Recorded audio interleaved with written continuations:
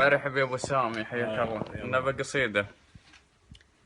يقول بني رشيد من الظفر: كونهم كون والمهزلة مهنة فلان، فلنتان ولا لحجني في طيبهم شك، وظنون ربعي وهالنخوة وهالسيف، وسنان عند اللوازم والمهمات، يلقون عزب وتلقاهم وتبشر مزبان على الخوي والضيف والجار، يدرون والروس مرفوعة من أول إلى الآن، وكل القبائل عندها روس ومتون، وكم من قبيلة طوحت روس، شجعان ومنهم نقو ترجال، وعفون وسلال تادم فيهم أشكال والوان، وتكفون يا شباب النار، تكفون البيت ما يبنى على غير عمدان، والنفس مغرورة والإنسان مفتون، وكم فرصة فاتت على الذيب سرحان، أحيان مكسبها يجي فوق مليون، وأحيان نكبتها من إنسان.